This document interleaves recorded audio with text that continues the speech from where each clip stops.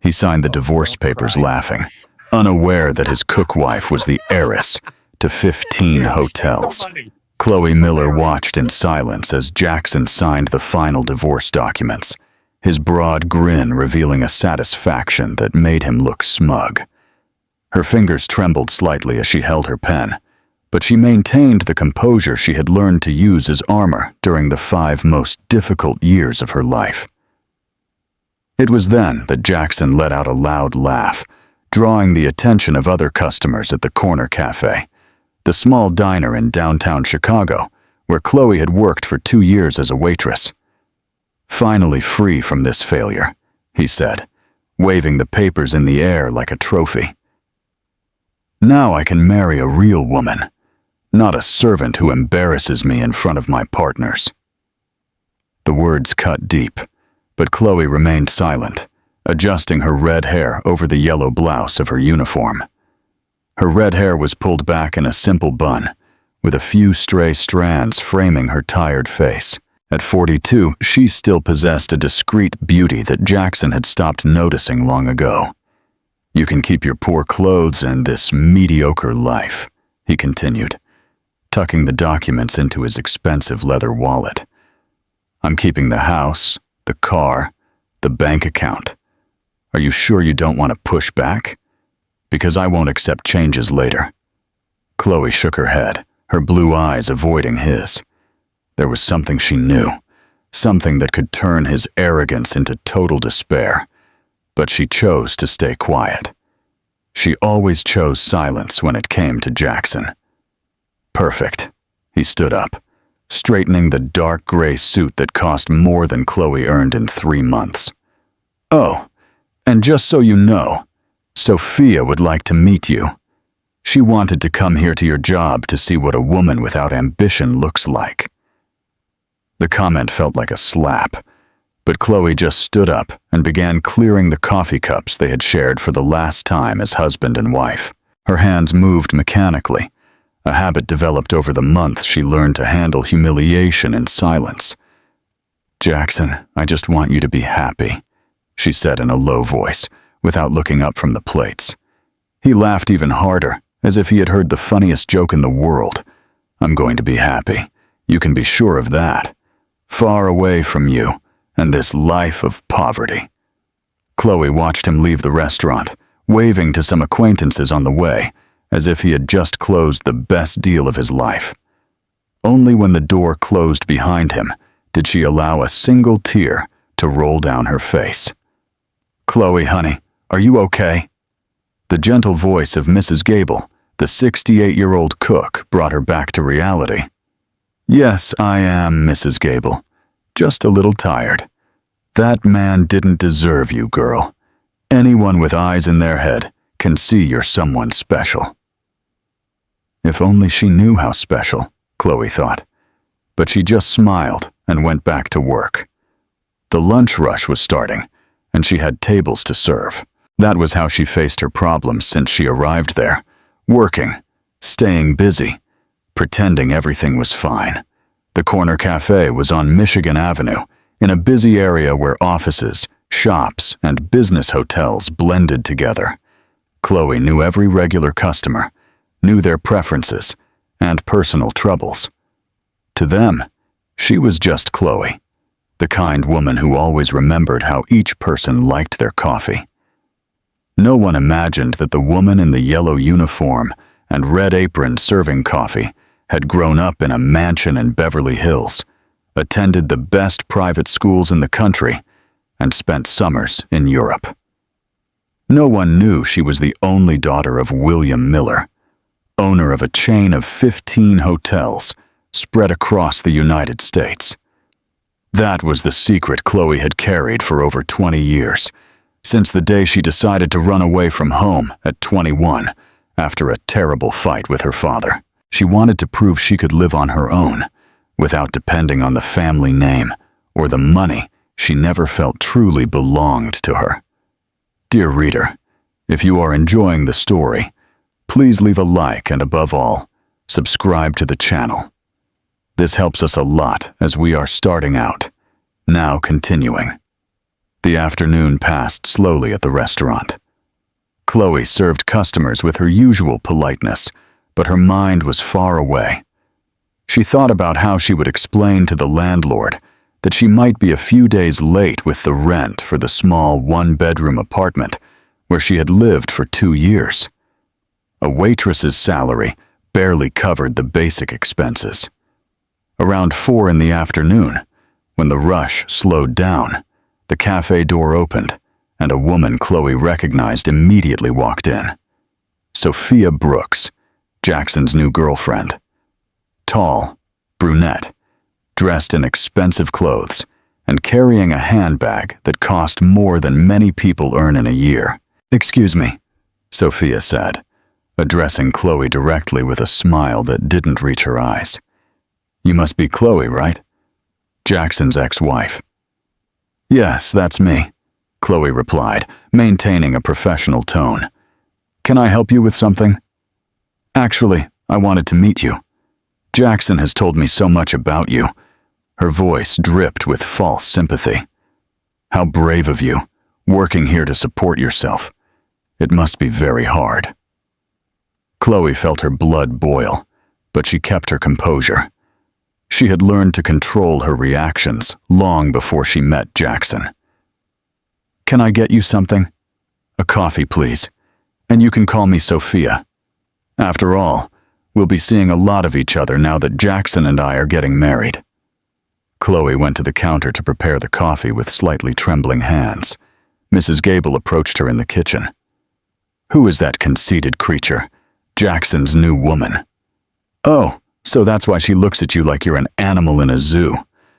What a lack of manners. When Chloe returned with the coffee, Sophia was examining the place with evident disdain. "What a interesting place," she said, accepting the cup.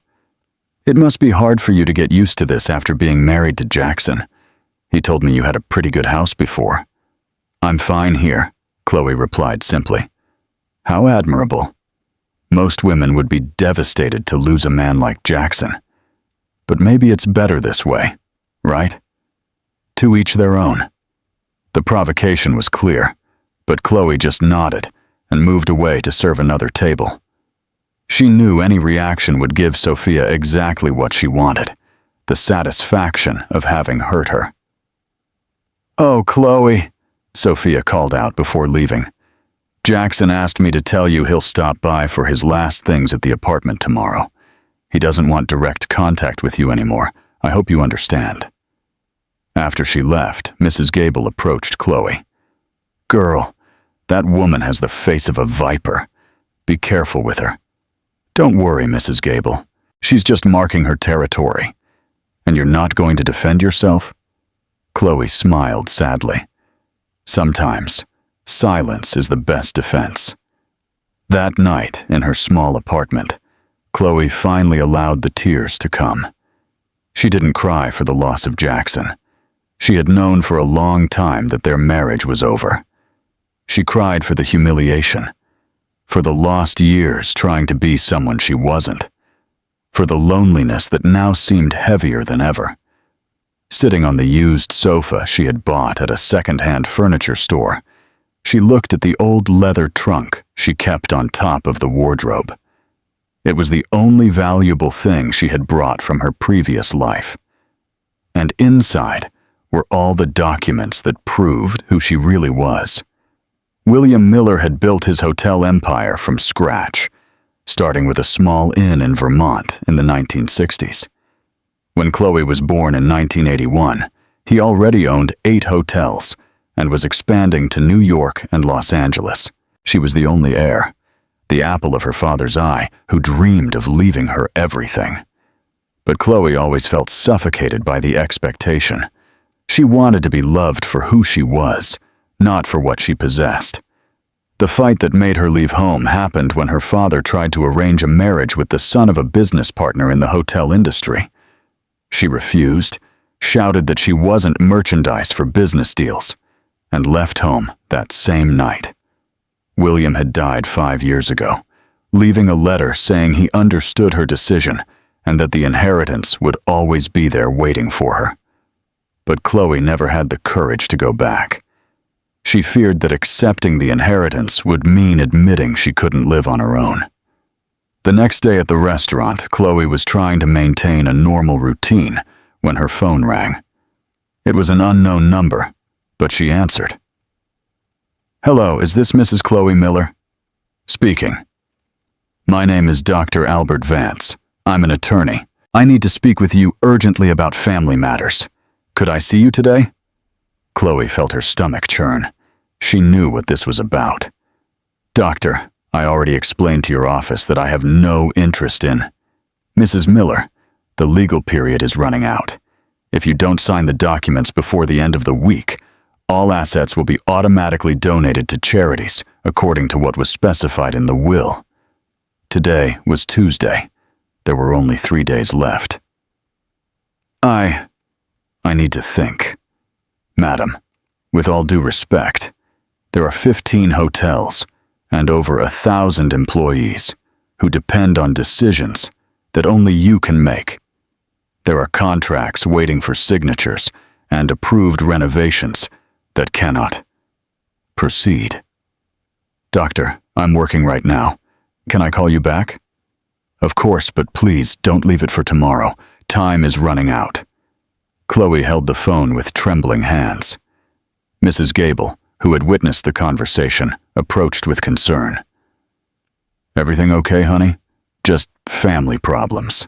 Want to talk?" Chloe almost broke down right then.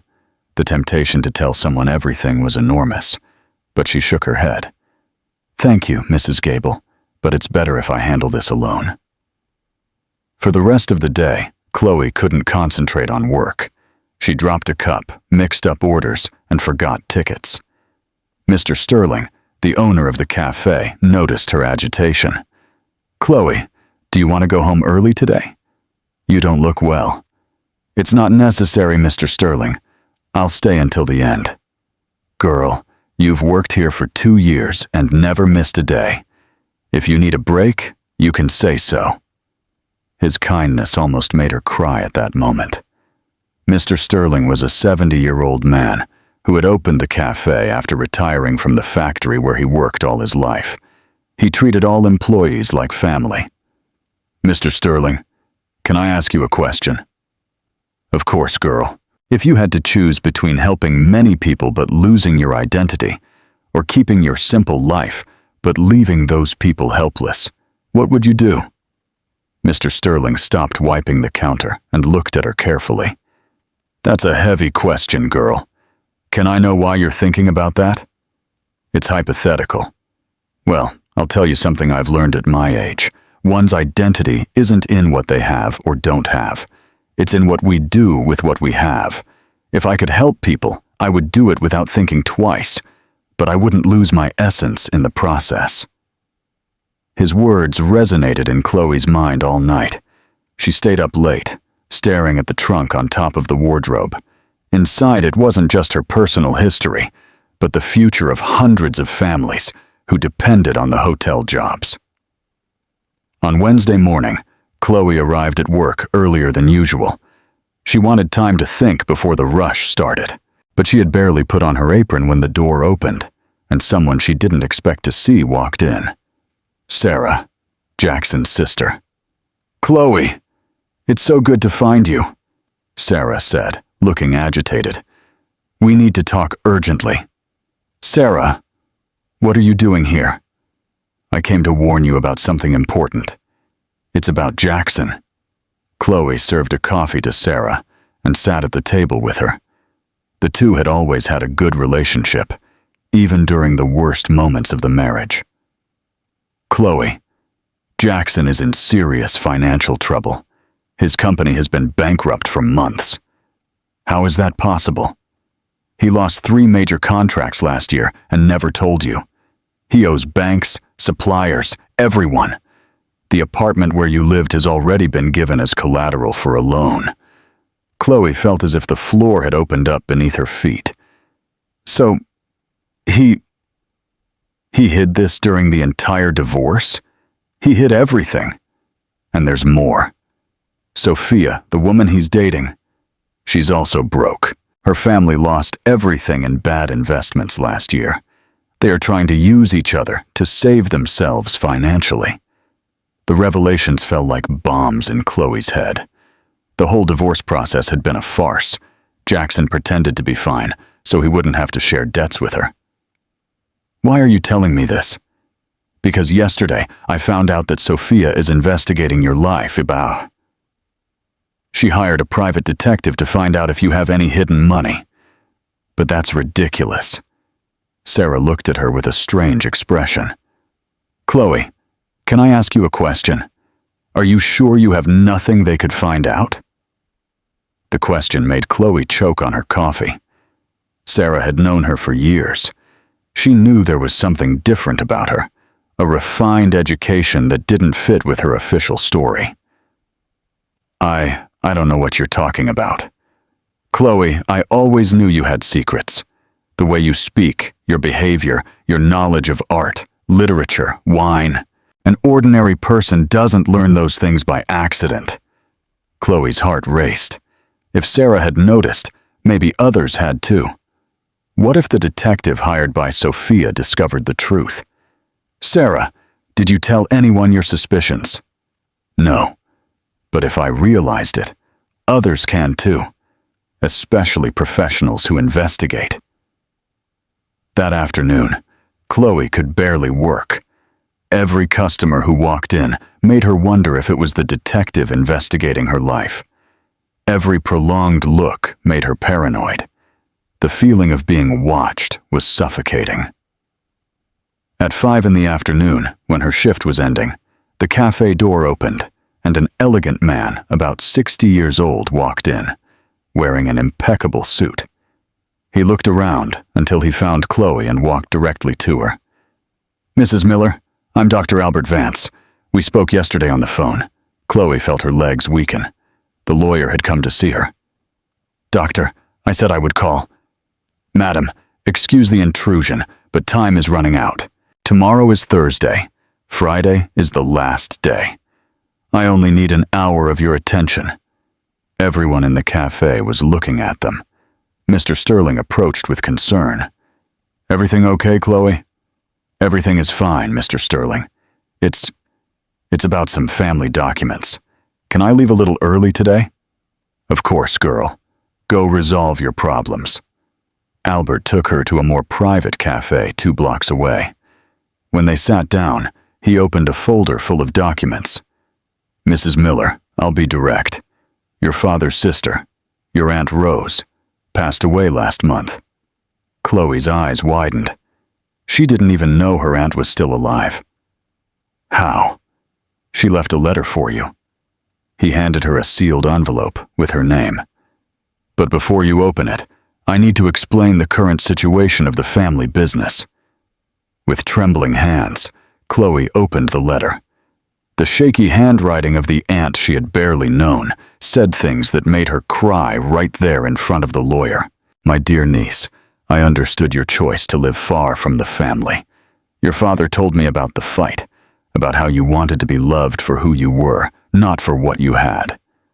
I admire your bravery, but now I need you to be brave in a different way. The hotels are going through difficulties. There are people who depend on them to support their families. I don't ask you to go back to being someone you don't want to be. I ask you not to let your search for authenticity harm innocent people. With love, Aunt Rose." "Doctor," Chloe said, still drying her tears, "how are things really? 3 of the hotels need urgent renovations. There are expansion contracts waiting for your signature for months. Some employees are threatening legal action for unreleased benefits. The board of directors is doing what it can, but there are decisions that only the owner can make. And if I don't sign, everything will go to charity, according to your father's original will. But before that, there will be massive layoffs and unit closures. It will be chaos." Chloe stayed silent for long minutes. Finally, she asked, "How much time would I have to put things in order? If you sign tomorrow, you can implement changes gradually. You don't need to go public immediately. You can continue using representatives. Can Can I continue living as I live? Dr. Vance smiled for the first time. Mrs. Miller, many millionaires live simply. There is no rule that says how a wealthy person must dress or where they must live. That night, Chloe finally brought down the trunk from the top of the wardrobe. Inside it, besides the documents, were family photos, letters from her father, and some jewelry that belonged to her mother. It was a whole life she had locked in a box for more than 20 years. Among the papers, she found something that made her smile for the first time in days. A photo of herself at 15, serving dinner to the employees of one of the hotels during a visit. Even then, she preferred being in the kitchen with the workers over the boardroom with the executives. Maybe Dr. Vance was right. Maybe she could help people without losing her essence. On Friday morning, Chloe woke up with a decision made. She arrived at work at the normal time. She put on her uniform as always, but asked to leave early to resolve personal matters. Mr. Sterling, noticing she seemed calmer, agreed without question. At 2 p.m, Chloe was in Dr. Vance's office, signing documents that officially made her the owner of an empire valued at hundreds of millions of dollars. But to her surprise, she didn't feel different. She was still the same person. "Congratulations, Mrs. Miller," Dr. Vance said. "Now, what are your first decisions? I want a meeting with the board of directors tomorrow morning, and I want to see the financial situation of each hotel in detail. It will be done." "Anything else?" "Yes. I want everything kept in absolute confidentiality. No one, beyond the essentials, can know that I have officially taken over." "Why, if I may ask?" "Because I haven't finished serving lunch yet." Dr. Vance looked confused, but nodded. Chloe knew she had her reasons, and they would become clear very soon. On Monday morning, Chloe participated in her first meeting as the owner of the hotel chain. She had dressed simply but elegantly, without the waitress uniform. The board members received her with a mix of relief and curiosity. "Gentlemen," she said, taking the head of the table, "I want to start by making it clear that my intention is to preserve jobs and improve working conditions in all hotels. Profits are important, but not at any cost." For the next 2 hours, she heard detailed reports on the situation of each unit. Her degree in hotel administration, which she completed in secret through online courses during the years of marriage, helped her quickly understand the problems and possible solutions. "I want to implement a profit-sharing program for all employees," she said at the end of the meeting. "And we are going to create a fund for the education of the workers' children." The board members looked at each other, surprised by the new owner's progressive decisions. "Mrs. Miller," one of the directors said, "these measures will significantly reduce profits. They will reduce profits in the short term, but they will increase service quality and employee retention in the long term. Happy employees make happy customers." When the meeting ended, Chloe returned home with a strange feeling. On one hand, she felt empowered for finally taking control. On the other, she feared her simple life was coming to an end. But she had underestimated her ability to keep the two lives separate. On Tuesday, Chloe returned to the corner cafe as if nothing had happened. She put on her uniform, tied her apron, and began serving customers as she always did. The only difference was a small change she had made over the weekend. Mr. Sterling called her as soon as she arrived. "Chloe, good news. A mystery investor appeared interested in buying the cafe. They are offering 3 times the value I asked. Finally, I can retire comfortably." Chloe's heart raced, but she kept a neutral expression. "That's excellent, Mr. Sterling. You deserve to rest. But I'm worried about you guys. I don't know if the new owner will keep all the employees." "Don't worry about that," Chloe said, with a smile he didn't quite understand. During the day, she observed every detail of the restaurant with new eyes. The worn wooden bar, the mismatched chairs, the coffee machine that always gave problems, the walls that needed renovation. All of this had been part of her life for 2 years, but now she had the power to preserve it. Dear reader, if you are enjoying the story, please leave a like and subscribe to the channel. This helps us a lot. Now, continuing. On Wednesday during lunch hour, Chloe was serving a table when she saw a luxury car park in front of the cafe. Her heart almost stopped when she saw Jackson get out of the car, accompanied by Sophia and a man she didn't know. They entered the cafe with an air of superiority. Jackson scanned the place until he located Chloe. "Well, well, if it isn't my ex-wife," he said loud enough for other customers to hear. "Still serving coffee, Chloe? Good afternoon, Jackson," she replied, maintaining a professional posture. "Would you like a table? Actually, we want to talk to you," Sophia said, with a smile that fooled no one. "This is Private Investigator Robert Cross. He has some interesting questions for you." Chloe felt the blood drain from her face, but she kept smiling. "I don't know how I can help you, but I'm working right now."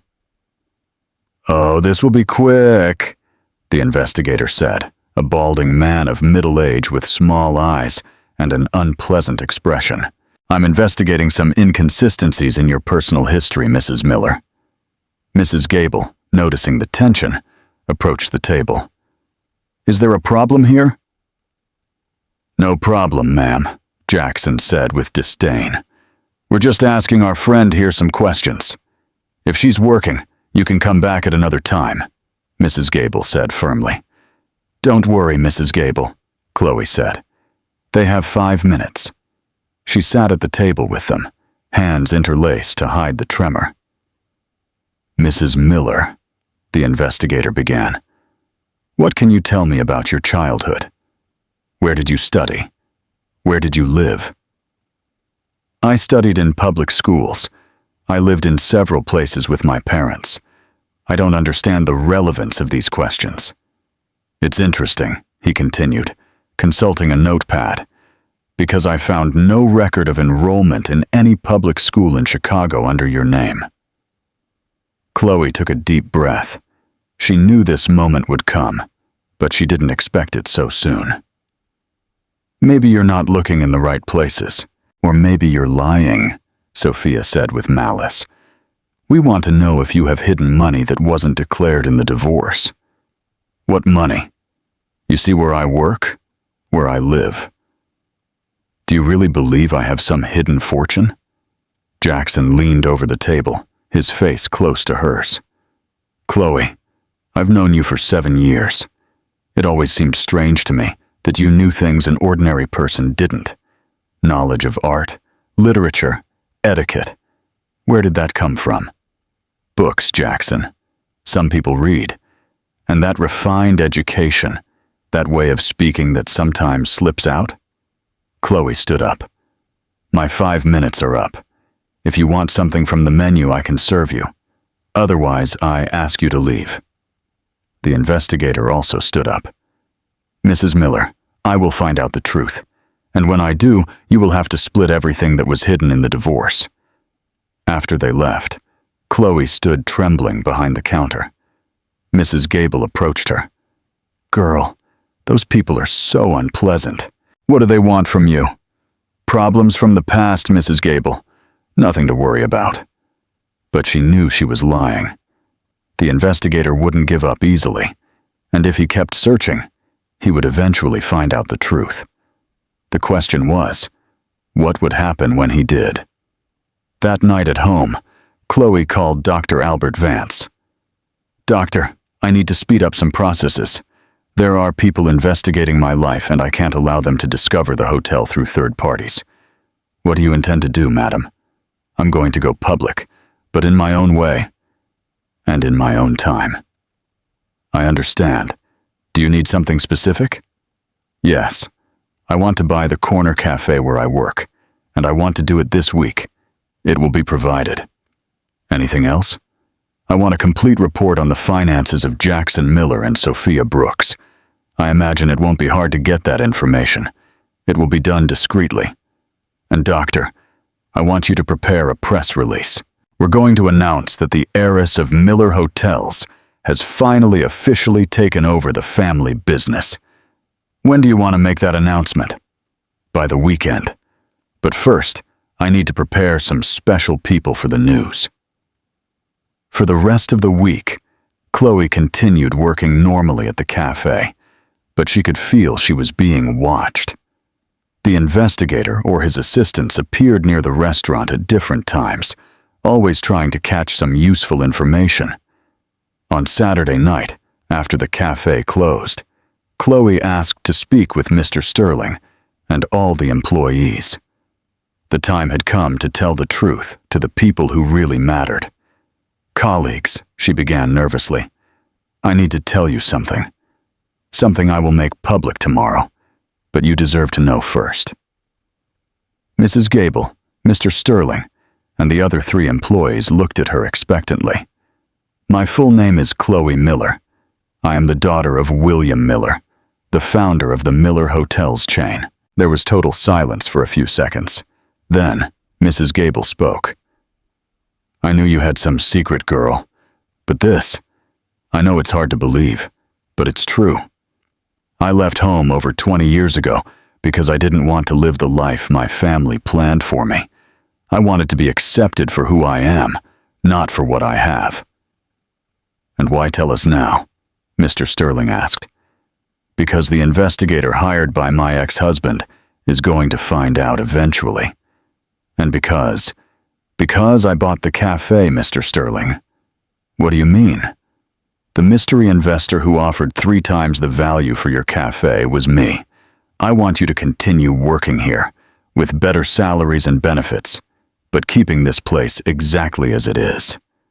Mrs. Gable began to cry. "Girl, did you do this to protect our jobs?" "I did it because you are my family.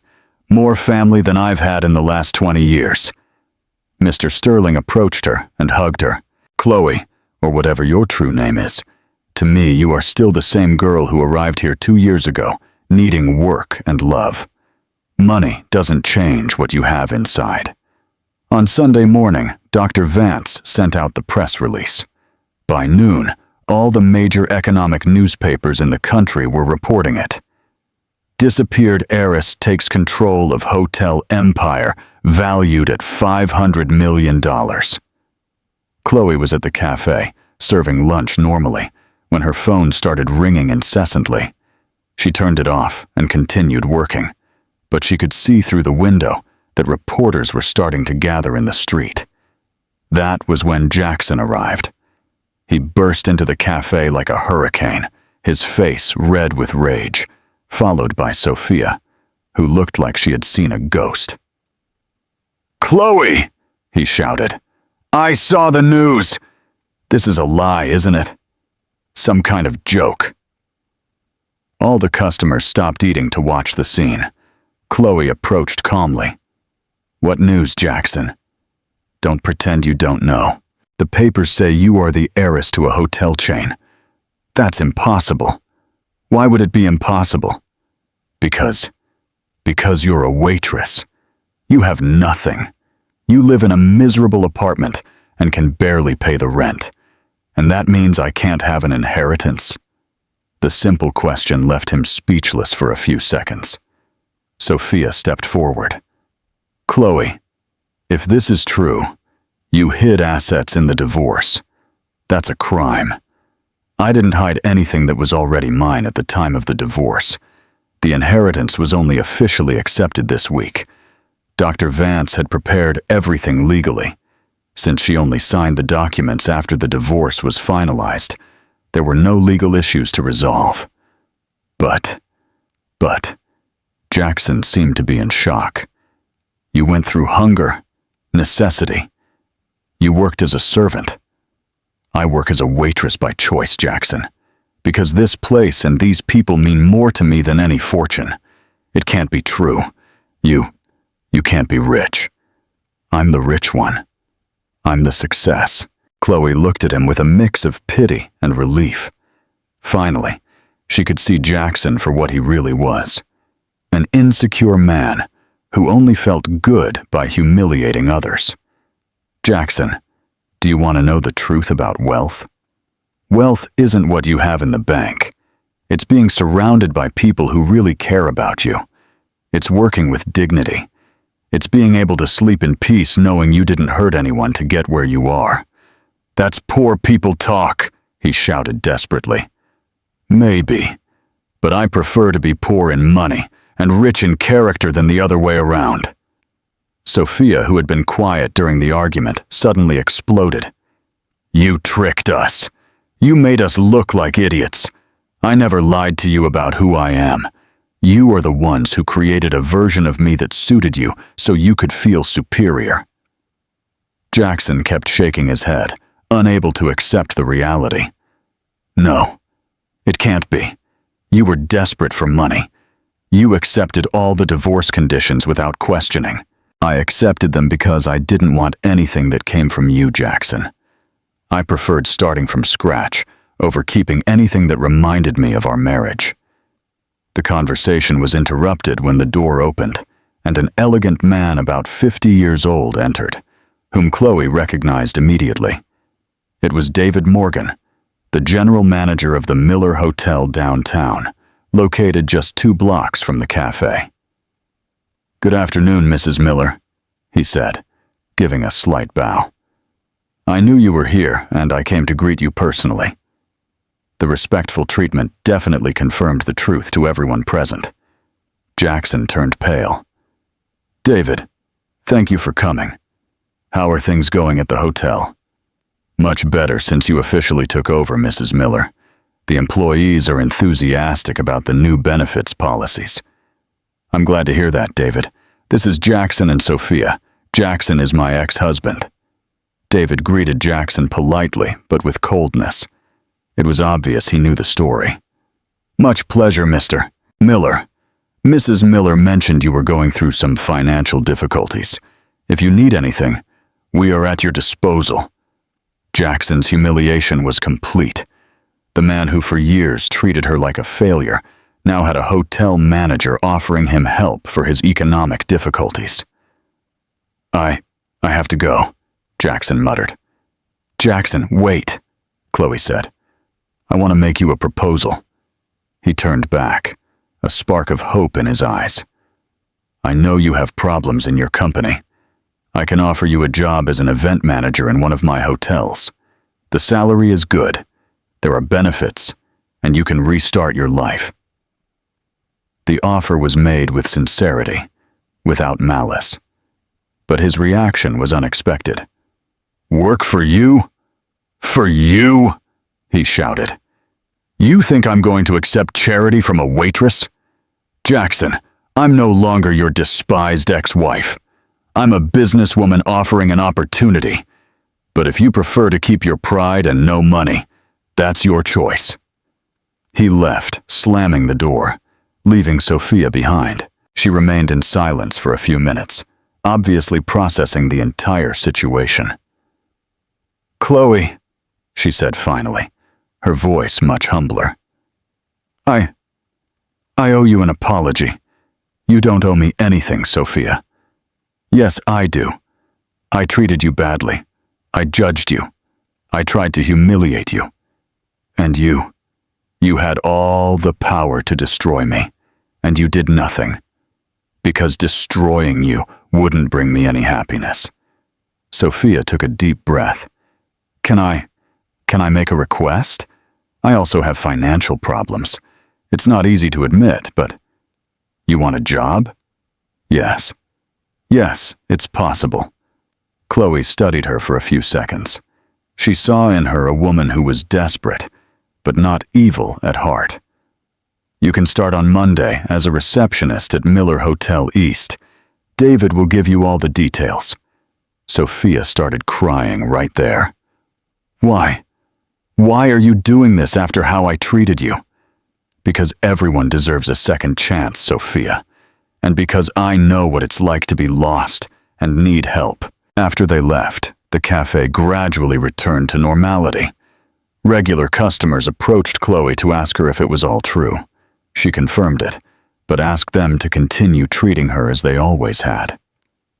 Madam, David said before leaving, You're going to continue working here? 3 days a week. The other days, I'll spend at the hotels, getting to know better what my father built. He would be proud of you. That night, Chloe was organizing some documents at home when the phone rang. It was Sarah. Chloe, I saw the news on television. I can't believe it. Now I understand why you never defended yourself against Jackson's provocations. I understand, but I also don't understand why you put up with it all in silence. Why didn't you put him in his place? Because putting people in their place using money proves nothing, Sarah. It only proves you have money. But he humiliated you for years, and now he knows the truth. That's enough for me. Chloe, can I ask you a question? Why did you run away from the heiress life? Chloe was silent for a few seconds, ordering her thoughts. Because I wanted to be sure that people loved me for who I was, not for what I had. And also because I thought money corrupted people, made them selfish and superficial. And now? Have you changed your mind? Now I know that money is just a tool. It can be used for good or for evil. It depends on the person who possesses it. Are you going to change your life now? I already changed it, but not in the way people expect. I'm going to continue being who I've always been, only now with the responsibility of taking good care of what my father built. The following Saturday, Chloe made her first official visit to the hotels as owner. She dressed in simple but elegant clothes, and she walked through each unit, talking to employees of all levels. She wanted to know closely the people who depended on the jobs she now controlled. At the Miller Hotel downtown, she asked to have lunch in the staff dining room, not the guest restaurant. Sitting with housekeepers, cooks, and receptionists, she listened to life stories, complaints, and suggestions. Mrs. Miller, said one of the housekeepers, a 50-year-old woman, we heard that you were working as a waitress until last week. Is it true? It's true. And I continue working 3 days a week. Why? You don't need it anymore. Yes, I do. I need to remember where I come from, who I am, and what is important in life. During the visit, she implemented several immediate changes: salary increases for all employees, improvements in the dining rooms, the creation of a scholarship program for the workers' children, and the establishment of a direct communication channel between employees and management. At the end of the day, David accompanied her to the exit. Mrs. Miller, can I tell you something? In all the years I worked for your father, I never saw the employees so excited. You have a special gift for dealing with people. It's not a gift, David. It's experience. I know what it's like to be an employee, to be treated badly, to be disrespected. That's why I know how to treat well those who work for me. On the following Monday, Chloe returned to the corner cafe for her waitress shift. Some journalists still loitered around, but she ignored them completely. She put on her yellow uniform with the red apron and began serving customers, as she always did. Chloe, Mrs. Gable called. Are you sure you want to keep doing this, now that everyone knows who you are? Especially now that everyone knows who I am, Mrs. Gable. I want to prove that money doesn't change character. During the morning, several regular customers treated her differently, more respectfully, almost irreverently. This made her feel uncomfortable. Listen, she said loud enough for everyone to hear. I'm still the same Chloe as always. I haven't changed my way of being, my personality, or my way of treating you. Please, treat me the same. Gradually, the atmosphere returned to normal. People began to understand that she was serious about continuing to be the same person. It was on Sunday that something unexpected happened. A man in his late 50s entered the cafe during lunch hour. He was clearly different from the regular customers, well-dressed, but without ostentation, observant, and there was something familiar in his face. He sat at a corner table and ordered just a coffee. Chloe served him normally, but noticed he was watching her with special attention. "Can I get you anything else? Actually, can I ask you a question? Are you really the Chloe from the newspapers, the heiress to the hotels?"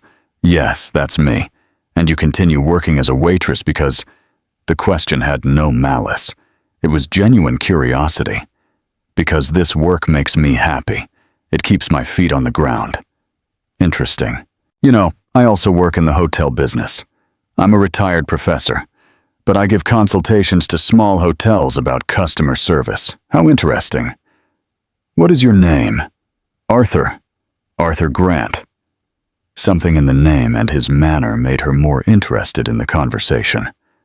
"Professor of what subject?" "Literature. I taught at Northwestern for 30 years. They talked for a few minutes about books, education, and life. Chloe discovered that he had been retired for 3 years. He had 2 grown children, and now dedicated himself to helping small businesses with his management experience. "Arthur, can I ask you a personal question? What do you think of a person who has a lot of money, but chooses to work in a simple profession? I think it's a person who understands the true value of life. Wealth without purpose is empty. Work with purpose, even if it's simple, brings real satisfaction." His answer impressed her. There was no judgment, no embarrassment or contempt, only a mature understanding of life choices. Arthur began to frequent the cafe regularly. He always asked for the same table. He always talked to Chloe when she had free time. He never asked questions about her wealth. He never showed interest in her assets. Their conversations were about books, movies, life experiences, and philosophy. Dear reader, if you are enjoying the story, please leave a like and subscribe to the channel. This helps us a lot. Now, continuing. 2 weeks after her identity was revealed, Chloe was managing both the work at the hotels and the cafe with surprising efficiency. She had found a balance that made her happy. 3 days a week as a businesswoman, 3 days as a waitress, and 1 day for herself. It was on one of those personal days, a Sunday afternoon, that she decided to do something she hadn't done in over 20 years. Visit her father's grave. The local cemetery was one of the oldest in the city. William Miller was buried in a simple plot, without ostentation, exactly as he had requested in life. Chloe brought simple flowers and stayed there for over an hour, talking to him as if he were alive. "Dad, I finally understood what you tried to teach me. Money isn't the problem. The problem is what we do with it. You were always generous, always treated employees well, always thought of people before profits. I was afraid of becoming someone I wasn't, but now I know I can be rich and still be myself." When she stood up to leave, she heard a voice behind her. "Excuse the interruption." She turned and saw Arthur, the professor who frequented the cafe. "Arthur, what are you doing here?" "I came to visit my wife. She's buried nearby." He pointed in a direction. "I saw you from a distance and I hope the interruption doesn't bother you." "Of course not. This is my father's grave." Arthur approached and read the headstone. "William Miller. So, he was your father. I knew his story when I was researching social entrepreneurship for an article I wrote. An admirable man. You wrote about my father? I wrote about businessmen who managed to grow without losing their humanity. Your father was one of the primary examples. He implemented assistance programs for employees decades before it became a trend." Chloe felt a strong emotion hearing that. Someone who had no connection to her family recognized her father's qualities. "Can I ask how your wife?" "Cancer. She fought for 2 years, but she didn't make it. We were married for 25 years. Arthur, I'm so sorry." "Thank you. Getting to talk to you at the cafe was comforting. You have a special way of listening to people. They walked together to the cemetery exit, talking about loss and new beginnings, about how life sometimes surprises us in the most unexpected moments. "Arthur, can I ask you a question? How do you feel about financially successful women?" He laughed. "Chloe, my wife, earned more money than I did. She was a cardiologist. I was just a professor. I never felt diminished by that. In fact, I felt proud to have such a competent woman by my side." His answer reassured her in a way she didn't expect. In the following weeks, Arthur and Chloe began seeing each other outside the cafe as well. They went to the movies, art exhibitions, and walked in the park. She discovered she could be completely herself with him, without needing to hide either her simplicity or her wealth. Arthur knew about her financial situation, but it was never a topic of conversation between them. He was interested in her opinions on books, her experience as a waitress, and her way of seeing life. When she talked about the hotels, he listened with interest, but in the same way he listened when she told stories about an interesting customer at the cafe. A month and a half after the public revelation of her identity, Chloe received a call that left her disturbed. It was Dr. Vance. "Mrs. Miller, we have a problem. Jackson is trying to contest the divorce, alleging there was concealment of assets. But didn't you say everything was legal?" "It was, and still is. But he hired a lawyer who is making a lot of noise in the press. They claim that even though the inheritance was accepted after the divorce, you already knew of its existence and should have informed him. And do they have a chance of winning?" "Legally, no. But they can create an unpleasant situation for you. Some notes have already appeared in minor newspapers, hinting there was fraud." Chloe sighed. She knew Jackson wouldn't give up easily. "What do you suggest? That we prepare a solid defense and, if necessary, sue for defamation?" "No. I don't want to sue anyone.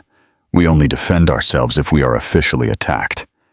Madam, with all due respect, Jackson is trying to destroy your reputation publicly. Doctor, the truth always comes to light. The people who know me know who I am. I won't stoop to his level." That night, Arthur appeared at the cafe just before closing. Chloe had told him about the lawyer's call. "How do you feel about all this?" "Tired. I just wanted to live in peace, work, help people. I don't understand why Jackson can't move on. Ego wounds are sometimes the hardest to heal, Chloe. He spent years feeling superior to you, and now he's discovered the situation was exactly the opposite. For a man like him, that must be devastating. I didn't want to devastate anyone. I just wanted my freedom. And you have your freedom. Don't let his bitterness contaminate the happiness you've found." Arthur's words calmed her, but she knew the situation with Jackson was far from over. The following week, the story took on a larger proportion when Jackson managed to get a celebrity tabloid show interested in the case. He was interviewed, crying on television, alleging he had been deceived and betrayed by his ex-wife. "She made me believe she was a simple person, that she had nothing," he told the host. Meanwhile, she was hiding a fortune of hundreds of millions. "How would you feel if you discovered you lived a lie for 7 years?" The host, more interested in drama than truth, asked leading questions that favored him. "And you never suspected anything?" "I suspected there was something different about her, but I thought it was just, I don't know, good manners. I never imagined she was deliberately deceiving me." "What do you want now?" "Justice. I want her to take responsibility for what she did. A marriage must be based on truth." Chloe saw the program at home, alone. The version of events presented by Jackson was so distorted she almost didn't recognize herself in the story. He painted her as a calculating woman who married him to play with his feelings. Arthur showed up at her house after the program ended. "Did you see it?" "I saw it. What a terrible thing. Chloe, you need to defend yourself, and you can't let this version of events prevail." "How?" By going on television to make a scene? That's not my style, Arthur. You don't need to make a scene. But you need to tell your version. And what if I tell my version, and people don't believe me? What if they think a rich person would never work as a waitress by choice, and what if they do believe you? Chloe, you can't make decisions based on the fear of what people think. They talked until late, but Chloe remained reluctant to expose herself in the media. She preferred her reputation to be built through her actions, not her words on television. The decision was made for her when, the next morning, she arrived at the cafe and found a group of people protesting outside. There were about 20 people carrying signs with phrases like, "Rich pretending to be poor," and "Don't deceive the workers." Mrs. Gable was at the door, visibly upset.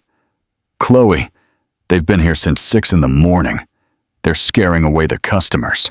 Who organized this?" "I don't know, but there's a man with a camera recording everything. I think it's for some TV show." Chloe took a deep breath and approached the group. A middle-aged woman who seemed to be the leader stepped forward. "Are you that Chloe?" "I am. Can I know what you want?" "We want you to stop pretending you're a worker like us. Rich people don't work as waitresses. That's a lie to deceive people. I have worked as a waitress for over 2 years, long before any of you knew me." "Lie. You were pretending to deceive your husband. My ex-husband met me when I already worked here. He always knew my profession." "Then why is he saying he was deceived?"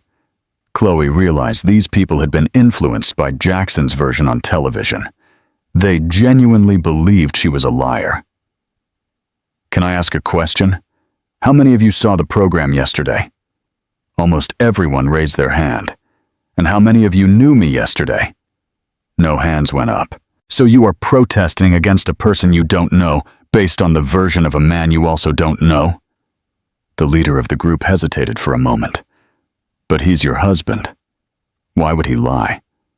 Ex-husband. And as for the question of why he would lie, well, he said on television himself that he lost hundreds of millions when he found out who I am. Isn't that enough reason to distort the truth? A younger woman in the group spoke. "So, you're saying you work as a waitress because you want to?" "Exactly. Why? If I were rich, I'd never work in this, because this work makes me happy. Keeps me connected with real people with real problems. It helps me be a better person." The conversation was becoming less hostile, more curious. The cameraman kept recording everything. "And the hotels? How do you manage everything?" "I work 3 days at the hotels, 3 days here. It's possible to balance. But why didn't you tell your husband?" "Because I wanted to be sure he loved me for who I am, not for what I have." Unfortunately, his reaction upon discovering the truth proved I was right to worry. An older lady in the group approached. "Honey, can I ask you a question? If someone loves you for real, shouldn't they accept you as you are, rich or poor?" "Exactly. And that's why I stayed silent during the marriage. I wanted to see if he would love me in prosperity and in adversity, as he promised at the altar." The group began to murmur among themselves. Chloe's version made sense, and the calm, respectful way she responded contrasted with the hysteria Jackson had shown on television. "And now?" the leader asked. "What's going to happen?" "Now I'm going into work, as I've always done, as I'll always do. You are welcome to come in and have a coffee if you want to know me better through my actions, not others' words." Most of the group dispersed, but some people entered the cafe. Chloe served them normally, with the same kindness she showed to all customers. At the end of the day, the cameraman approached her. "Can I get an official statement?" "You can. My name is Chloe Miller. I am a waitress by choice and a businesswoman by responsibility. I haven't lied to anyone. I simply chose to keep my private life private. My ex-husband had 7 years to know me truly, but he chose to focus only on the surface. That is the only statement I have to make. And about his accusations? Actions speak louder than words. Anyone who wants to know who I really am can observe how I treat my employees, my customers, and the people around me. The rest is just noise. That night, the recording aired on a news program. Chloe's dignified posture contrasted strongly with Jackson's emotional lack of control. Comments on social media began to change tone. "She seems genuine," one person wrote, "and if she really has worked as a waitress for 2 years, then she wasn't faking. The ex-husband is the one who seems to be lying," another commented. "If he met her as a waitress, how can he say he was deceived?" Arthur called her that night. "You did very well today. I felt proud to see you maintain your dignity, even under pressure." "Thank you. It was hard, but I think I did the right thing. Without a doubt you did, and now people can start to see the truth. But the saga wasn't over yet." 2 days later, Jackson appeared at the cafe again, this time alone and visibly desperate. "Chloe, I need to talk to you." "Jackson, we have nothing left to talk about. Please, just 5 minutes." She accepted, despite her better judgment. They sat at a table in the back of the restaurant. "Chloe, I ruined everything. What do you want, Jackson? I want to apologize and I want you to help me." "How so?" "The company is bankrupt. I have debts I can't pay. The creditors are threatening to take me to court. I have no one else to turn to. And you want me to lend you money?" "Not lend it. I want to work for you. For real this time. Without pride. Without arrogance.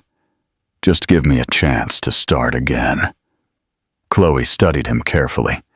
There were genuine tears in his eyes, and for the first time in years, she saw a vulnerable person, not the arrogant man she had married.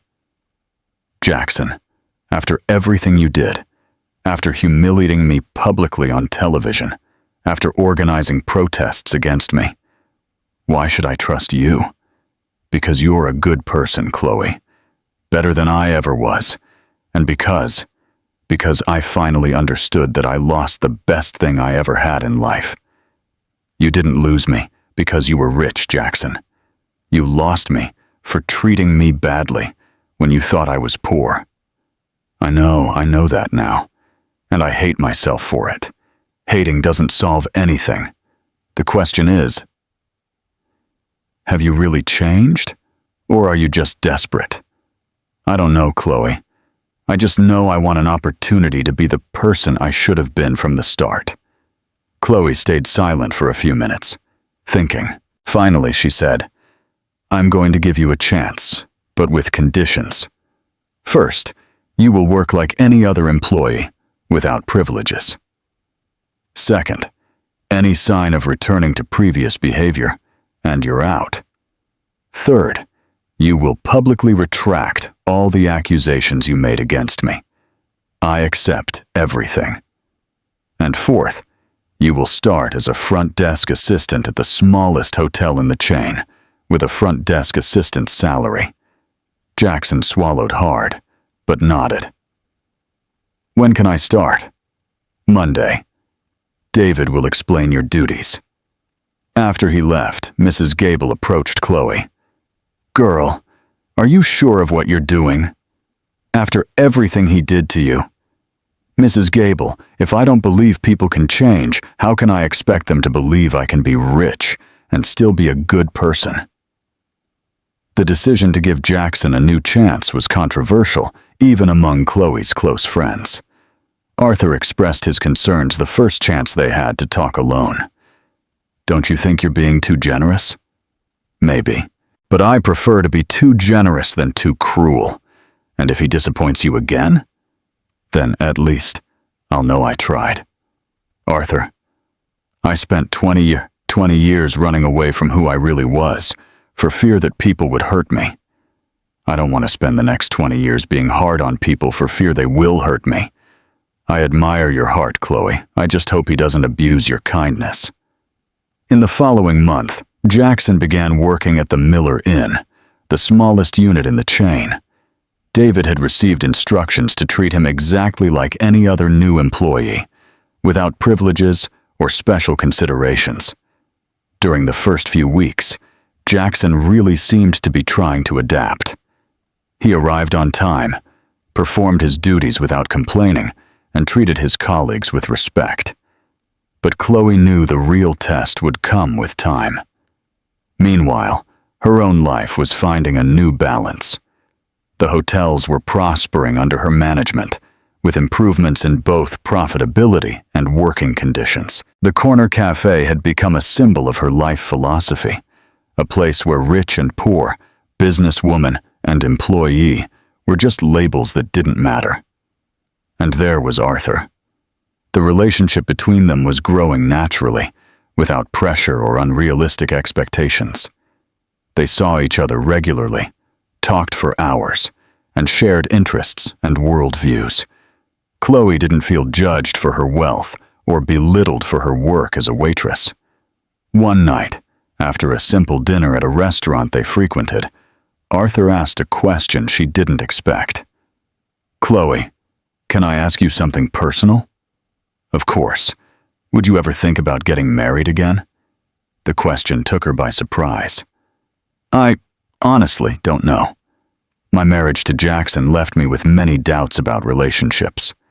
"What kind of doubts?" "How to know if someone really loves me or if they're interested in what I can offer. How to be sure the person won't change when circumstances change." Arthur nodded in understanding. "Those are valid concerns. But can I tell you something? When I love someone, I love the whole person. Their qualities, their flaws, their choices, their history. Money can be part of someone's story, but it's not the person themselves. How can you be so sure? Because I've already lived a love like that, with my wife. When she earned more than I did, when I earned more than she did, when we were in financial difficulties, when we had comfort. None of that changed what we felt for each other. You were special people. No, Chloe. We were normal people who understood that true love goes beyond external circumstances." The conversation planted a seed in Chloe's mind. For the first time since the divorce, she began to seriously consider the possibility of a new relationship. 2 months after Jackson started working at the hotel, Chloe received a report from David that surprised her.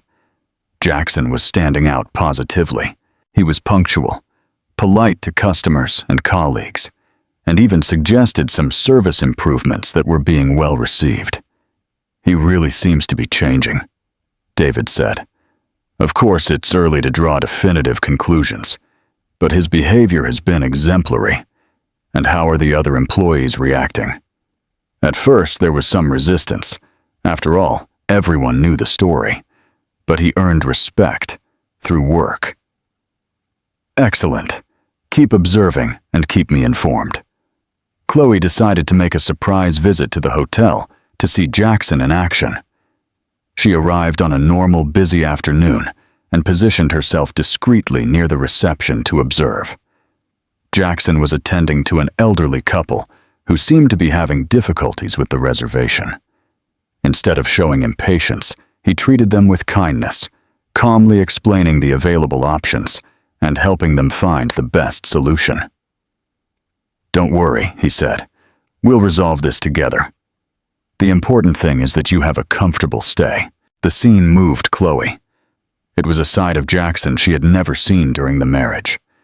When the check-in ended, and the guests headed to the elevator satisfied, Jackson noticed her presence.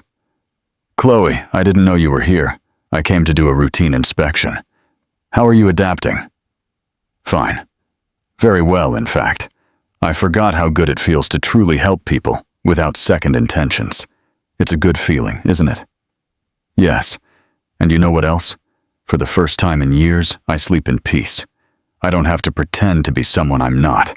I don't need to impress anyone. I can simply be myself." That was the point, Jackson. Being yourself. It took me a long time to understand, and when I did, it was already too late. Chloe didn't respond, but something inside her moved. For the first time, she saw genuine apologies and personal growth in Jackson, not just financial desperation.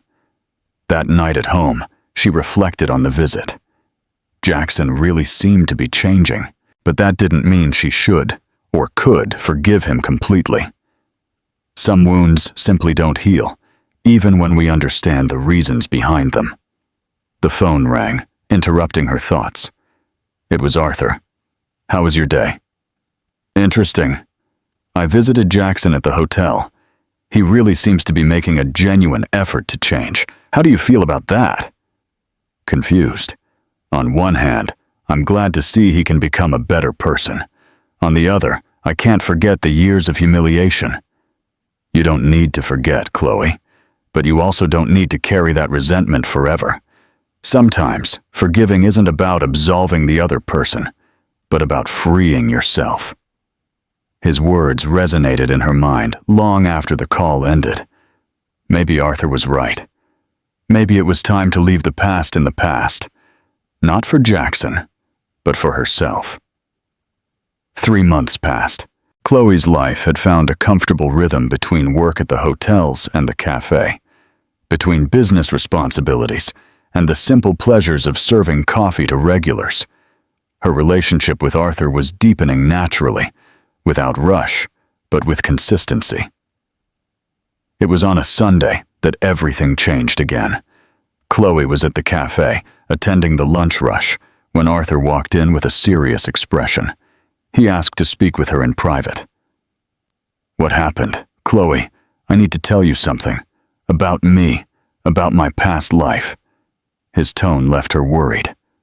What is it? When I was young, I made mistakes. Serious mistakes. I had a problem with gambling. I lost a lot of money. I almost destroyed my marriage because of it, and that was a long time ago. It was, and I recovered. I never gambled another cent. But the reason I'm telling you this is because this morning I received a threatening call. How so? Someone knows about my past and is threatening me. They want money not to tell you. Chloe felt her blood run cold. Who? I don't know.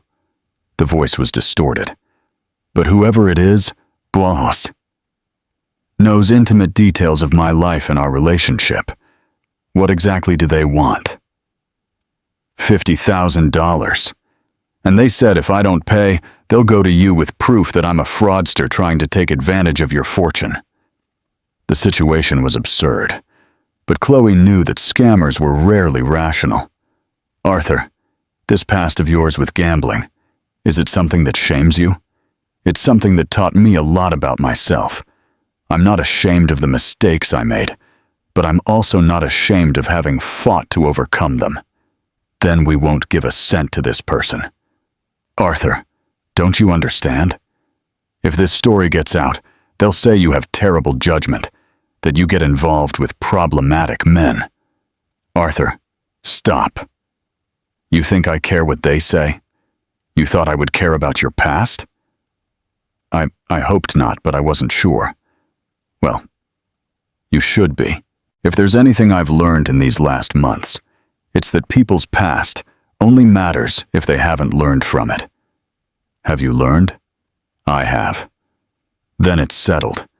We're going to the police to report the extortion, and if they carry out the threat anyway, then we'll face it together.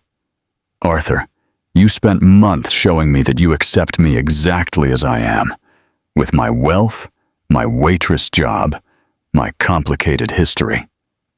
Do you think I would do less for you? The relief on his face was evident. They hugged right there in the middle of the cafe, with Mrs. Gable watching emotionally in the background. You know something? Chloe said. I think I know who might be behind this. Who? The investigator Jackson hired months ago. He must have investigated everyone close to me, including you.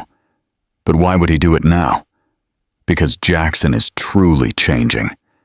Maybe the investigator is losing his source of income and trying one last play. In fact, Chloe was right. Robert Cross, the private investigator, had been fired by Jackson when he decided to stop the harassment. Without work and with accumulated debts, he decided to use the information he gathered to extort money directly. Arthur and Chloe went to the police station that same afternoon. The officer in charge received them with seriousness. "Do you have any doubt who it might be?" "We have an idea," Chloe replied. "But we prefer not to accuse without proof." "I understand. We'll prepare an operation for when he gets in touch again. And if he releases the information anyway? We are facing a crime of extortion. If he releases anything, it will be one more piece of evidence against him." The extortionist called again the next day. This time, the police were recording the call. "Did you decide to pay?" "We decided you can go to hell," Arthur replied, following the officer's instructions to keep the criminal on the line as long as possible. "You're going to regret it. Tomorrow all the papers will know the rich woman got involved with a bankrupt gambling addict. Do what you want. But just so you know, the police are listening to this conversation, and you just incriminated yourself." The call was cut abruptly, but they already had enough information to trace the number. Robert Cross was arrested the next day. During the interrogation, he confessed to trying to blackmail not only Arthur, but also other people close to Chloe. He had collected information about hotel employees, regular customers of the cafe, even about Mrs. Gable. The news of the arrest reached Jackson, who sought out Chloe immediately. "Chloe, I heard about the investigator. I'm so sorry. I never imagined he would do something like this." "You're not to blame for his crimes, Jackson." "Yes, I am. I was the one who hired him to stalk you. If it weren't for that, he would never have had that information. The important thing is that it's resolved now. Can I make a request?" "What request?" "I want to testify in favor of Arthur if necessary. I want to make it clear publicly that any problem from his past doesn't diminish the man he is today." The offer surprised Chloe. It was one more piece of evidence that Jackson was truly changing. "Thank you, Jackson, but I don't think it will be necessary. The police already have enough evidence. Even so, I want you to know I'm on your side." 2 weeks later, Arthur made an unexpected request. "Chloe, would you like to meet my children?" She got nervous. Meeting the family was an important step in any relationship. "Do they know about me? About my situation? They know you are a businesswoman and also work as a waitress. And they know you are the most special person I've met since I lost their mother. And how do they feel about that? Curious. They want to meet the woman who managed to make their father smile again." The meeting was set for a Sunday at the cafe, neutral territory, where Chloe felt comfortable. Arthur's children, Michael, 28, and Patricia, 25, arrived with a mix of curiosity and protectiveness for their father. "Dad talks a lot about you," Patricia said during lunch. "He said you're different from everyone he knows." "Different how?" "Authentic," he said. "With you, he can completely be himself." Michael, more reserved, asked more direct questions. "Chloe, can I be frank? We were worried when we found out you were very rich. We don't want anyone taking advantage of our father. And I don't want anyone taking advantage of me," she replied honestly. "That's why I take time to trust people." "And do you trust our father?" "I do. He showed me who he is for months in different situations without knowing he was being tested. And he was always the same person. And if he disappoints you, if he does something wrong, then I would deal with it when it happened. But I can't live my life in fear of being hurt. If I do, I'll end up alone and bitter." The conversation flowed naturally after that. Michael and Patricia realized that Chloe wasn't interested in impressing them with her wealth, and that she genuinely cared about their father's well-being. "You know," Patricia said at the end of lunch, "you're not what we imagined." "What did you imagine?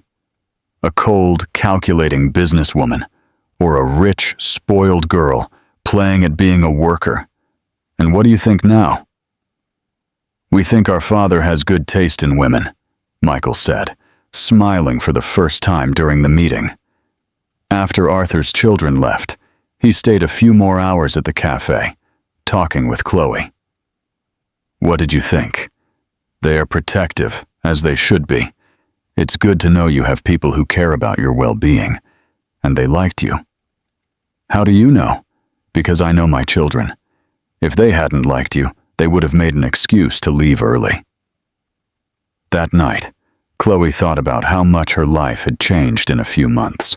From a divorced woman hiding her identity and working to forget her sorrows, she had become a fulfilled businesswoman, a person who had found a balance between her personal values and her responsibilities, and maybe someone ready to love again. Time passed. 6 months after officially taking over the hotels, Chloe had implemented changes that transformed the company. Profits had increased, but more importantly, employee satisfaction was at the highest level in the company's history. Training programs, profit sharing, and family benefits made the Miller chain a benchmark in labor relations in the hotel sector. Jackson continued working at the hotel, now promoted to senior receptionist. His personal transformation was notable. He had lost his arrogance, developed genuine empathy, and become a respected employee among his colleagues. One day, he asked to speak with Chloe after his shift. "Chloe, I want to thank you." "Why?" "For giving me the opportunity to become a better person, for not giving up on me when I deserved for you to do so." "Jackson, you did the work. I just opened the door." "No, you did much more than that. You taught me that being a good person is worth more than any financial success. And what are you going to do with that lesson?" "I'm going to keep learning, day after day, and I want you to know that I wish for your happiness. Truly. Thank you, Jackson. That means a lot to me." "One last thing. Arthur is a lucky man. I hope he knows it. He knows." That same month, Arthur asked the question Chloe was waiting for and fearing at the same time. It was a Saturday night, after a simple dinner at home. They were in the living room, talking about future plans, when he got serious. "Chloe, can I ask you a question?" "Of course, would you marry me?" Her heart raced, but not with fear, with joy. "Arthur, I know you have fears about marriage after what happened with Jackson, and I understand if you want more time, but I want you to know that I love you. I love the complex and simple woman you are. I love your simplicity, your complexity, your generosity, even your stubbornness. I love the waitress and the businesswoman. I love the woman who works hard and the woman who helps others. I love you completely, and I love you too," she replied with tears in her eyes. "I love your kindness, your wisdom, your patience with me. I love how you make me feel safe to be who I really am." "So it's a yes?" "It's a yes." The proposal wasn't made on bended knee with a diamond ring or in a romantic setting. It was made in her simple living room, with the two of them in pajamas after a homemade pizza. And it was perfect that way. "Can I make a request?" she said. "Anything. I want a simple party at the corner cafe with the people who really matter to us. You don't want a big party? You can pay for anything. Arthur, I can pay for anything. But what I want is to celebrate our love with those who truly love us. Mrs. Gable, Mr. Sterling, your children, some dear hotel employees, real people who know who we are. And are you going to wear a wedding dress or a waitress uniform?" he joked. "I think I'm going to surprise everyone," she she said, laughing. The party was scheduled for 2 months later, a Saturday afternoon at the cafe. Chloe had the place remodeled without changing its character, just giving a more elegant touch to the tables and the usual atmosphere. She bought a simple but beautiful dress, neither ostentatious nor a work uniform. Arthur wore his best suit, the same one he used for special occasions when he was a professor. The guests were exactly who they wanted. Mrs. Gable as her maid of honor, Michael as his best man, Patricia holding the rings, Mr. Sterling giving an emotional speech, some dear hotel employees, and to the surprise of many, Jackson. "Are you sure you want him to come?" Arthur had asked her weeks before. "I am. He is part of my story, and his presence here, celebrating my happiness, will be proof that people really can change." During the ceremony, conducted by a justice of the peace who was a regular customer of the cafe, Chloe looked around and felt complete. Not because of the dress, not because of the party, not because of the money in the bank, but because of the quality of the people who were there, because of the genuine love she felt and received. When it came time for the vows, Arthur spoke first. "Chloe, I promise to love the complex and simple woman you are. I promise to support your dreams as a businesswoman and your passion as a waitress.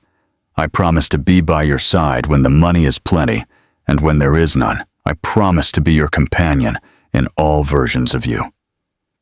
Then it was her turn. "Arthur, I promise to share with you not only my fortune, but my true life. I promise to be your companion in difficult times and in happy moments. I promise to continue being the woman you fell in love with, rich or poor, businesswoman or waitress. I promise that my love for you will never depend on what we have, but on who we are." When they kissed, sealing the union, everyone in the cafe applauded emotionally. Mrs. Gable cried openly. Mr. Sterling wiped away discreet tears, and even Jackson smiled genuinely. During the party, which consisted of sandwiches, snacks, and the best coffee in the city, Jackson approached the newlyweds. "I want to make a toast," he said, raising his coffee cup. Everyone stopped to listen. "I want to toast to Chloe and Arthur. Chloe, you taught me that true wealth isn't in what we have, but in what we give. Arthur, you are a lucky man to have found a woman who measures value by kindness, not by money. May you be as happy as you deserve to be." It was a moment of redemption that moved everyone. After the party, when the guests had already gone, and only the newlyweds and Mrs. Gable were left cleaning the cafe, Chloe sat in one of the chairs and sighed happily. "Regrets?" Arthur joked. "Marrying you? Never. Regrets for having taken so long to trust that good people really exist. And now? Now we're going to live. We're going to work together in the two places I love. We're going to help people. Build good things. Grow old, talking about books and drinking coffee. Sounds like a perfect plan. It is a perfect plan." 6 months after the party, Chloe was pregnant. The news took her by surprise. At 43, she had assumed that motherhood was no longer part of her plans. "How do you feel?" Arthur asked when she told him. "Scared, happy, worried, excited, all at the same time." "Worried about what?" "About how we're going to raise a child in the middle of this double life we have. How to explain to her that her mother is a waitress and a businesswoman at the same time? I think we're going to explain it by showing her that it doesn't matter what you do, it matters how you do it. And if she grows up spoiled by the money, then we'll educate her to be generous. Chloe, look around you. You have the best example of how to use wealth without losing humanity." The pregnancy passed peacefully. Chloe continued working in both places until the 7th month, when she decided to reduce to just 2 days at the cafe and 2 at the hotels. "You don't need to overdo it," Mrs. Gable said. "The belly is already big, girl. Mrs. Gable, if I stop completely, I'll go crazy with boredom." Then continue. But with common sense, her daughter was born on a spring morning. Lily Miller Grant arrived in the world healthy and crying loudly, as if she already wanted to complain about something. "She has her mother's character," Arthur joked at the hospital. "I hope she has her father's patience," Chloe replied, holding the baby. 3 months later, Chloe returned to work with Lily in her arms. The cafe had adapted to receive the new member. Mrs. Gable had become the unofficial surrogate grandmother, and regular customers competed for who would hold the baby first. "You're going to raise her here in the cafe?" a customer asked. "I'm going to raise her wherever I am, and I'm going to be here, at the hotels, at home, wherever life takes me. And when she grows up, she'll decide what she wants to do with her life. If she wants to be a waitress, she'll be the best waitress. If she wants to be a businesswoman, she'll be the best businesswoman.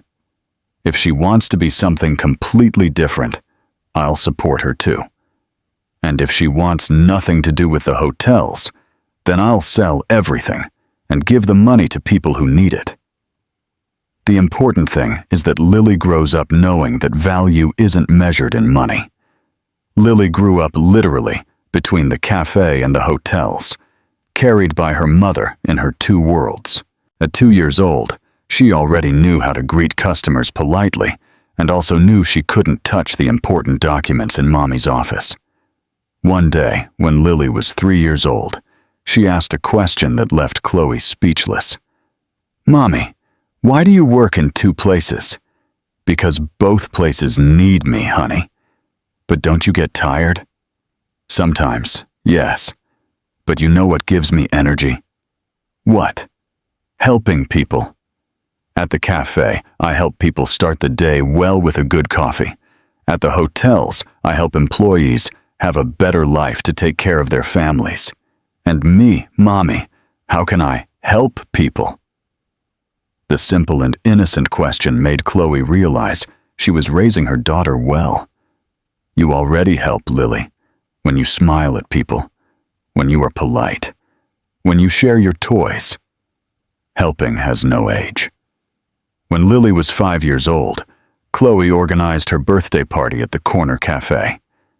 The atmosphere was half decorated as a cafe, half as a party hall. The guests were a mix of hotel employees, cafe customers, Lily's school friends, and family. Jackson attended with a woman Chloe didn't know. "This is Emily," he said, introducing a friendly woman in her 50s. "She works at the front desk of the hotel with me." "Much pleasure, Emily."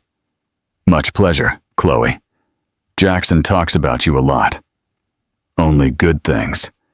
"He's changed a lot," Chloe said when Jackson moved away to talk to other people. "Yes, he has. When we started dating, I thought he was interested in me because he knew about your story, about your wealth. But later I discovered he hadn't even told me that you two had been married." "How so?" "He only told me after 3 months of dating. And when he told me, it was to explain why he was so grateful for his job, why he valued so much the second chance he had. I'm glad he found someone special. He said the same about you and Arthur." During the party, Lily approached Chloe. "Mom, can I ask a question?" "Of course, honey." "Why does Uncle Jackson look sad when he looks at you?" Her daughter's question took her by surprise. "Sad how, Lily?" "Sad like when I break a toy that I like a lot and I can't play with it anymore." The girl's innocent analogy perfectly described the situation. Jackson was no longer in love with Chloe, but he carried the regret of having lost something valuable through his own fault. Sometimes, Lily, people do things they can no longer undo, and that makes them sad. But the important thing is that they learn from their mistakes and become better people. Did Uncle Jackson become a better person? Yes, he did. Then why is he still sad? Because even when we learn from our mistakes, we can still feel sorry for the stupid things we did. Lily felt as if she had understood perfectly and ran off to play with the other children. That night, after everyone had gone, Arthur and Chloe were cleaning the cafe with Mrs. Gable's help. "You know," Arthur said, "I never asked you this, but can I ask it now?" "Ask. Do you still feel anything for Jackson?" Chloe stopped wiping and thought carefully about the answer. "I do." "Love?" "No, that died a long time ago." "Anger?" "No, that also passed. I feel compassion and a little sadness for having wasted so much time being people we weren't." "And do you regret marrying him?" "No. If I hadn't married him, I wouldn't have learned what I really want in a relationship. And if I hadn't learned that, maybe I wouldn't know how to value you. So he served a purpose. He did. And maybe all of our history, the marriage, the divorce, everything, served so that he also learned to be a better person." Mrs. Gable, who was listening to the conversation, commented, "Girl, you have a very good heart. Not everyone can see the good side of the bad things that happen." "It's not that I have a good heart, Mrs. Gable. It's that I learned that carrying resentment hurts the one who carries it more than the one who caused the resentment." When Lily turned 7, she made an unusual request for her birthday party. "Mom, I want to work on my birthday." "How so, honey?" "I want to help you at the cafe. I want to serve the guests like you do." Arthur laughed. "She turned out just like you." "Lily, but it's your party. You should be playing, not working. But I like helping people, and it's fun." Chloe looked at her daughter, hair blonde like hers, eyes determined like her father's, and a generous heart that was entirely her own. "Fine, you can help, but only for an hour. Then you have to enjoy the party." Lily was radiant. On the day of the party, she put on a little purple apron just like her mother's and helped serve coffee to the guests. Everyone was enchanted with the little waitress. "She's going to follow in your footsteps," David commented, who was at the party with his family. "She's going to follow her own footsteps," Chloe corrected. "If they are similar to mine, excellent. If they are different, that will also be excellent. And if she wants to sell the hotels when she grows up, then we'll sell them. Businesses serve people, not the other way around." "You're serious?" "Completely serious. My father built this empire to provide a dignified living for many families. If one day there's a better way to do it, Lily must be free to choose." That same night, after the party, Lily was helping put things away when she made an observation that surprised her parents. "Mom, Dad, can I say something?" "Of course, honey. I think when I grow up, I'm going to work like you." "How so?" "I'm going to have a job that makes me happy, like you at the cafe. And I'm going to have a job that helps many people, like you at the hotels. And I'm going to marry someone who loves me as I am, like Dad loves you." Chloe and Arthur looked at each other emotionally. Lily had understood the most important lesson of all. Years passed. Lily grew up balancing life between the two worlds of her mother, learning as much about hotel management as about customer service. At 15, she already worked during school vacations, sometimes at the cafe, sometimes at the hotels. Always learning, Chloe, now 50, had found the perfect balance between her responsibilities and her personal fulfillment. The hotels prospered, the cafe remained a beloved meeting point in the neighborhood, and her family was solid and happy. Jackson had also found his peace. He married Emily 3 years after they started dating, in a simple ceremony to which Chloe and Arthur were invited. He had been promoted to assistant manager and was respected by all employees. One day, when Lily was 16, she came home with a serious question. "Mom, can I talk to you?" Of course, daughter. I'm thinking about my life, about my future. And? I want to study for a degree in hotel administration like you did, but I also want to do a technical course in culinary arts. Why? Because I want to understand the family business, but I also want to have a practical skill, something that connects me with ordinary people, like you have with the waitress work. Chloe smiled. Her daughter had completely understood the philosophy she had tried to convey. And after the degree? I want to work at the hotels, but not as an heiress. I want to start from the bottom, learn every role, like you did at the cafe. And on the weekends, I want to cook for people who need it in some social project. Are you sure about that? You know you can have the life you want. You don't need to work. Mom, you taught me that having money doesn't mean we shouldn't work. It means we can choose jobs that have meaning for us. And does it have meaning for you? A lot of meaning. That night, Chloe told Arthur about the conversation with Lily. Are you proud? I'm proud, but not surprised. Lily was always a special girl. Special how? Generous, determined, authentic. She inherited the best of both of us, and besides that, created her own qualities. And if she changes her mind in a few years, then we'll support the change. Arthur, what makes me proudest of Lily isn't the choices she makes. It's the way she thinks before making those decisions. How so? She always asks herself, will this make me happy? And will this help other people? If the answer is yes to both questions, she goes ahead. If it's no to either, she reconsiders. She learned that from you. She learned that living in a family where those are the unwritten rules. 2 years later, Lily graduated from high school as one of the best students in her class. At the ceremony, she gave a speech that moved everyone present. My classmates, we are leaving school to face the adult world. Some of you already know exactly what you want to do. Others are still discovering. I want to share with you something I learned at home, and I hope it helps you. It doesn't matter which profession you choose. What matters is the person you are while you practice that profession. You can be generous doctors or greedy doctors. You can be just lawyers or corrupt lawyers. You can be ethical business owners or dishonest business owners. The profession doesn't define character. Character defines how you practice the profession. And one last thing. Never be ashamed of working honestly, no matter what the job is.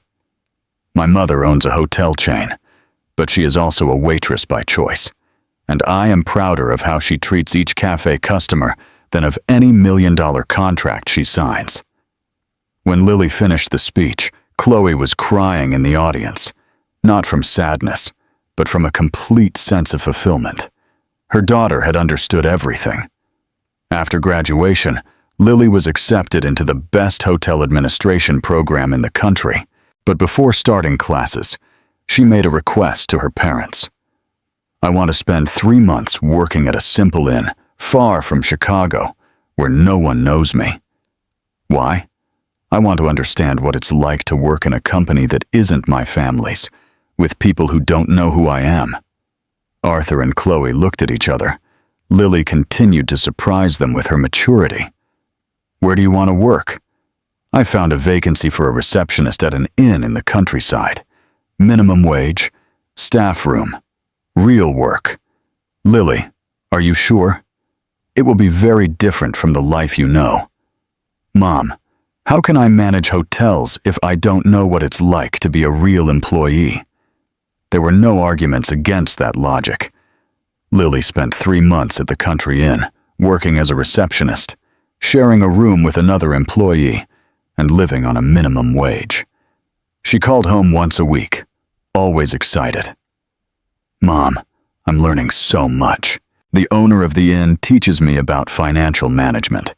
The manager explains marketing to me, and the housekeepers show me how to leave everything perfect for the guests. And what is it like living with little money? It's being educational. Now I understand why our employees worry so much when there are rumors of personnel cuts. When you depend on the salary to live, every dollar matters. Do you regret it? No. I'm grateful to have this experience before assuming any responsibility in our hotels. When Lily returned, she had changed subtly. She was still the same person, but with a deeper understanding of the value of work and money.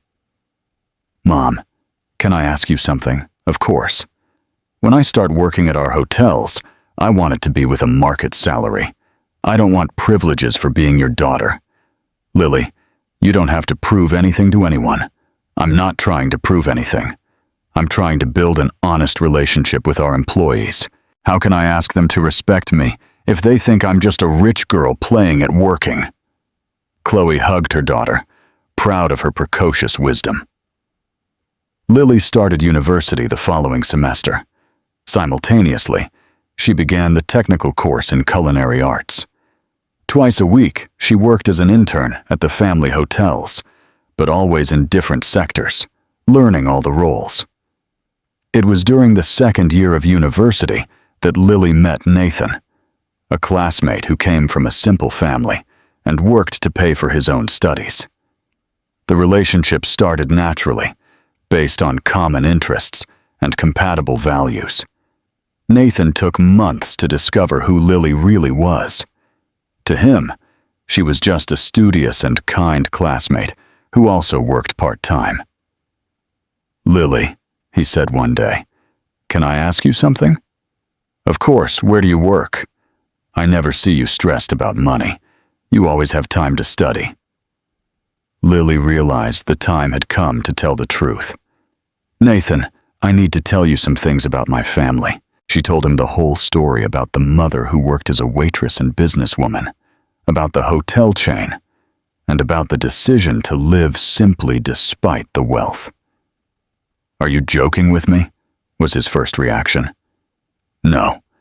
If you want, I can take you to see the hotels, the cafe where my mother works. Lily, why didn't you tell me before? For the same reason my mother didn't tell my father initially.